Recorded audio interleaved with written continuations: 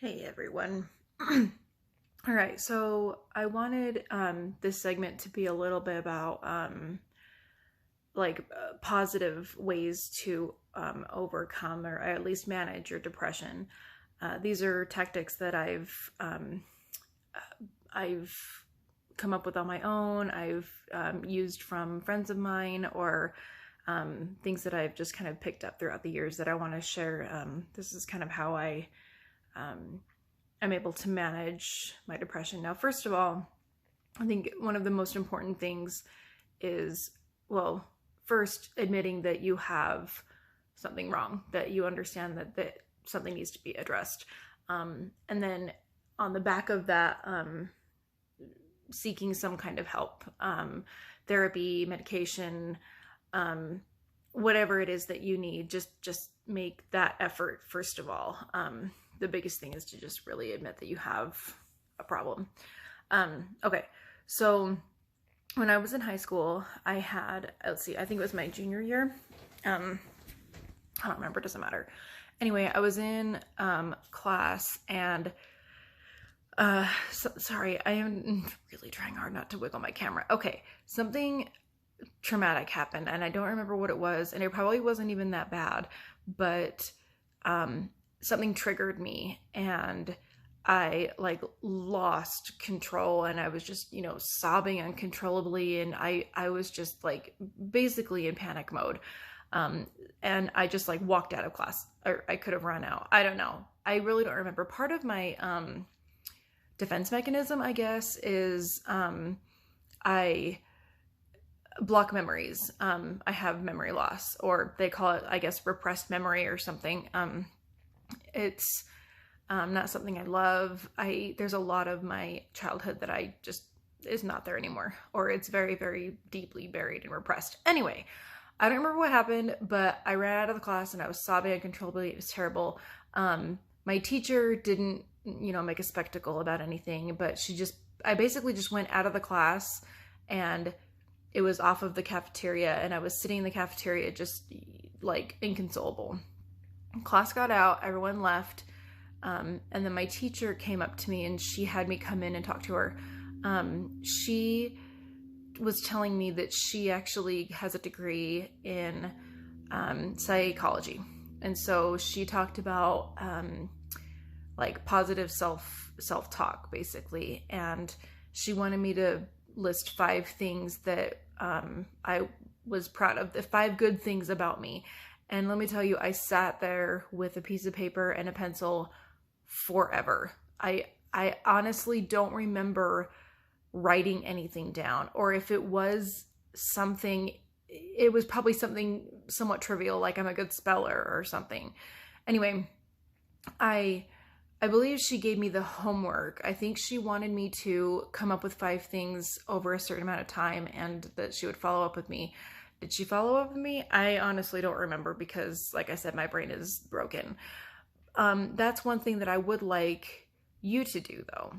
If you're really, really struggling with this and you're starting to want to make changes and turn your life towards a more positive circumstance, I would like you to, at the very least, write one thing that you're proud of yourself, or one thing that you know you're good at, so that you can start the ball rolling. And if you cannot think of one thing, then you're not doing your best, because there is at least one thing that you can admit that you are kind of good at, or that you're proud of. I know you can find one thing. All right, so I've written all these other things down. If I can't get through them in a decent amount of time, I'll break it up into different segments. Another thing that I wanted to address is a lot of times I feel like when we're in the slumps, when we're in, on the train, or we're spiraling down, then okay, this is me. I'm trying not to speak generally. And I want to reiterate that I do not have any type of medical degree. When I get into those circumstances, I wallow. I'm comfortable in that self-pity, that self-loathing, and I want to stay there. And but something that helps me get out of that is giving myself something to do. I mean, it could be anything. It can be a hobby that you like doing. I don't have a ton of hobbies, but I like cleaning. I like doing my laundry. I like, little mundane things throughout the day that just kind of move my mind to a place where I'm not just stuck in that place. And believe me, I know what it's like to be stuck in that place.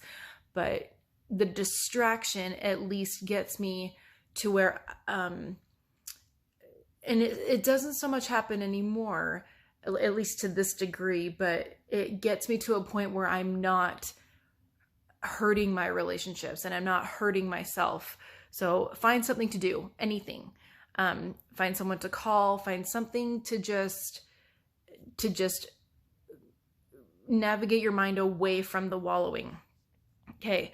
Something else that I have thought of actually just recently is, they talk about positive self-talk, like saying good things about yourself, like the 5 things or the 1 thing that you can do to write down. But something that occurred to me today while I was at work was a lot of times I feel like when I was, just in those dark moments, I would tell myself how much I hated myself or how worthless I was, or that nobody cared, nobody loved me, and I'd be doing everybody a favor if I wasn't here. Try turning that around so that you're telling that to someone else. Like you're looking in someone's face and saying, you're not worth anything, or you're not good enough, or it would be better off if you were not here, or you're hurting people. Like, doesn't that just seem kind of ridiculous to know that you're saying those things to yourself, but you would never, ever, ever say those things to other people, right? So why would you say those things to yourself? It blows my mind that I was ever in that circumstance, because I would never say that to anybody. That's ridiculous. So why would I say it to the least of all myself? So, just kind of put yourself in that position. And then just my last thing really quick, I have a very, very dear friend that I used to serve in a calling in my church with, and we were in a leadership calling, so we would have like weekly meetings and stuff, and she would ask us how we filled our cup up that week. And what that means is your spiritual cup.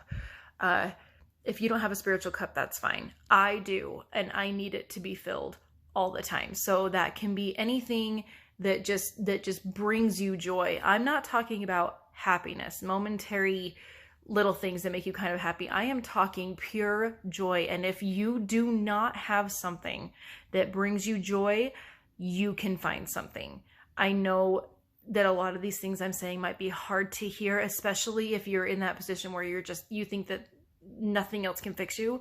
But I feel like sometimes we need to hear the hard things so that we can become better, and heal, honestly.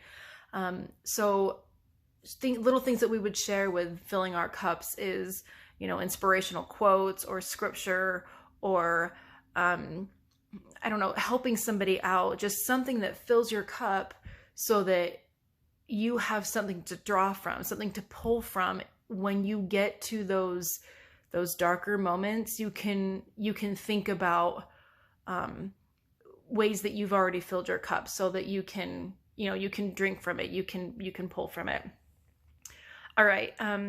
If anybody has any other ways that they can put a positive spin on their lives so that you can, I guess, help your way out of that abyss or keep yourself from falling into it, share those things. I'd love to hear them.